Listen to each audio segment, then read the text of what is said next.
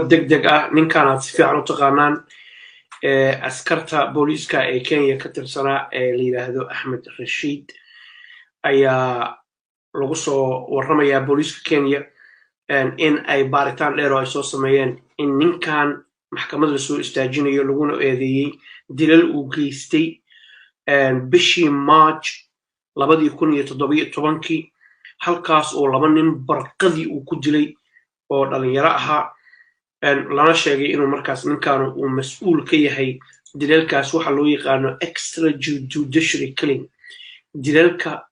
toogashada ah ee ulakaca ah ee bareerka ah loo sameeyo uu sameeyay isagoo markaas imaamada ama dalada sharciga adeegsanaya arrintiisana aad bay u xiiso badan tahay qaybta waxaan ku soo warramay in la wadaagi doonaa ninkan baaritaan hadda ka hor aan isku dayay inaan ka sameeyo wixiina kala qabsaday asaga iyo team asaga la shaqeeya ayaan idiin sheegi doonaa iyo weliba dad saaxiibo dhow la ahaa waxay ii sheegeen haddii ilaha yidhaahdo oo ninkan odayga ku saabsan haddaba sidee waxu dhaceen daawadayaal muuqaal aad u kooban weeye haddii ilaha yidhaahdo booliiska Kenyan Independent Police Oversight Authority waa dadka dambiyada booliiska ee gaarka ee dambiyada faradambiyeedka gaarka ee booliiska lagu soo eedeeyo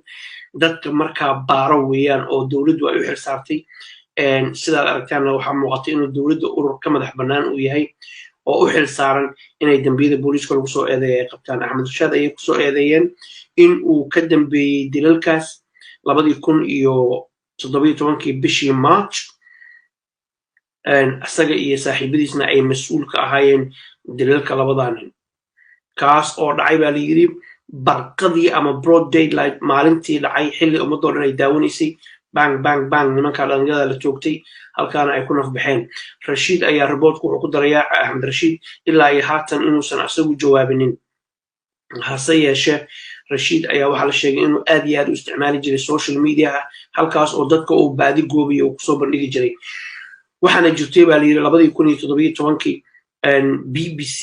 African Eye inay report ka samaysay dadkiina daawadaan baa xustaan wariyaha caanka Soomaaliyeed Jamaal Cusmaan ayaa waraysi ka soo diyaariyay haddana xusuusteedu khaldanayn oo ummadoo dhan soo jiitay Soomaali kali kama hadlay bal caalamka dhan soo jiitay ayaan xaqiiqada xasuusataan waxa kaloo jirta ninkan odayga in baaritaan dheer oo la soo sameeyay in lagu ogaaday in uu faldambiyeedkaas ku leeyahay asaga iyo 6 nin oo kale oo markaas notorious ahaa dadka Kenya jooga gaar ahaan magaalada madaxda Nairobi ayaa waxa la leeyahay waxay ku kala qaybsan yihiin aragtida ay ka qabaan Axmed Rashiid ay ka qabaan oo asaga iyo teamkiisu inay yihiin qaar waxay aaminsan yihiin inay yihiin dad dambiilayaal ah oo dalada sharciga ee ummadda ku gumaadaya meesha qaar kale ay aaminsan yihiin inuu yahay nin geesi ah oo ka qabtay kuwii dambiilayaasha ah ee hantidooda boobayay adigu ra'yigaaga iyo fikirkaaga nala wadaagsi aragtaa waxaan waa breaking news haddalan ayuu soo dhacay aan idinla wadaagay meel kastoo dunida ka joogtaana waan idinkaga mahadcelinaynaa muuqaalkana aad daawanaysaan waa hagaag warbixintu waxay intaasoo kale ku daraysaa in groupka Rashiid uu ka tirsanaa ee Bangani 6 loo yaqaano in ay saan idin sheegay dadku ay kala qaybsanayeen xaqiiqatan falalka ay geysanayeen balse lagu eedeynayo extrajudicial killing oo faldambiyeedyo qorshaysan oo asaga iyo teamkiisu markaas ay geysanayaan ayaa lagu eedeynayaa waxaana la saarayaa maxkamad eedeyntaana waxaa muuqata inay isa soo tarayso arrintan ayaa waxay imaanaysaa xilli dawladda Kenya ay doonayso inay ciidamada kuwa ku dhex gambanaya ee markaa dhibaatooyinka iyo tacdiidda iyo afduubka u geysanaya shacabka Kenya in markaa laga qabto ayagoo isticmaalaya dalada dawladda ama magaca dawladda ama ku dhuumanaya magaca booliiska dad kala duwan oo la waraystay ayaa sheegaya in ninkan dhibaato fara badan uu ka geystay Nairobi Kenya uuna yahay shakhsi aad iyo aad looga boqo oo dadka argagax geliya waxa la ii sheegay meesha uu soo galo waxa weeye oo lagu kala baxaya haddaba markii arrintan ay soo baxday ayaa waxa ila soo xiriirnay Cabdullaahi Yare magaciisa saxda maahan oo ii sheegay eheladiisa inay ka mid tahay ninkan dadka uu dilay waa soo asagoo hadal ku dhigay anagu ma xaqiijin karno baaritaan ayaan isku dayay inaan baaro asaga la xiriiro waraysi ka qaado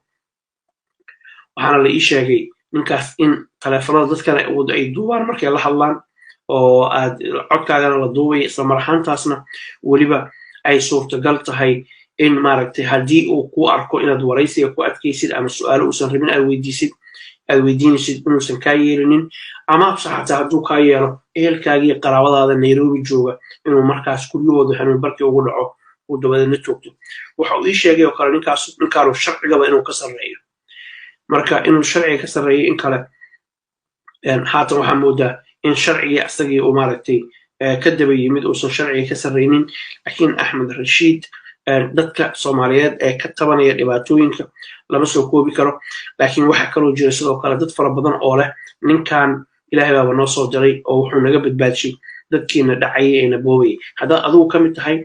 dadka dhibaatada uu ninkan u geystay ee lagu eedaynayo annagu ma xaqiijin karno maxkamad baa socota maxkamad baa la kor keeni doonaa waan arki doonaa boolisku inay jaaj galayaan iyo in kale dabcan sanu isdifaaci doonaa laakiin haddii aad taqaanid dad dhibaato kasoo gaartay ama ehelkaaga qaraabada kasoo gaartay dhibaato fadlan hoos nagula wadaag sidoo kale haddii hantidaadii oo la boobi lahaa uu sabab u noqday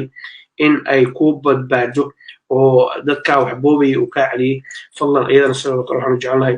in aad nala wadaagtaan qoraalka hoose nagula wadaagtaan waxaa kaloo jira ninkan in muuqaalo laga hayo iyo arrimaha social mediaha uu soo dhigay waxaana markhaati ku furay baa layidhi social mediahii uu isticmaalayay ee ku saabsanaa markaas dilalka iyo dhibaatada uu ninkaanu isagu markaa geysanayay ee ku saabsanayd in dadkaa sidaa loo laayo muuqaalada laga hayo haatan oo aynu ognahay saxaafadda ay isla dhex yaacayso gaar ahaan baraha bulshada ayaa waxaa ka mid ah kan oo ah sawirkii markaa lagu eedeynayay in uu axmed dilkaa geystay waa kaa ninka dhulka beerka ku haya dabadeedna hoo bariis kale ninka odayga ah waa ku daaya waxa dultaagana waa axmed rashiid sida la sheegay oo dilkaas execution styleka ah qof aan hubaysnayn inta la dul istaaga markaas madaxa ama dhabarka laga joogto ayaa lagu eedeynaya inuu geystay waana falalka hadda sababay in maxkamadda lasoo istaajiyo waxyaalo fara badan oo qoraalo fara badan oo hadda ka hor laga keenay ayuu hayaa waxaa kaloo jira muuqaal kale oo asaga laftigiisu caan ahaa ee dadku ay aad iyo aad iyo aad iyo aad u hadalhayeen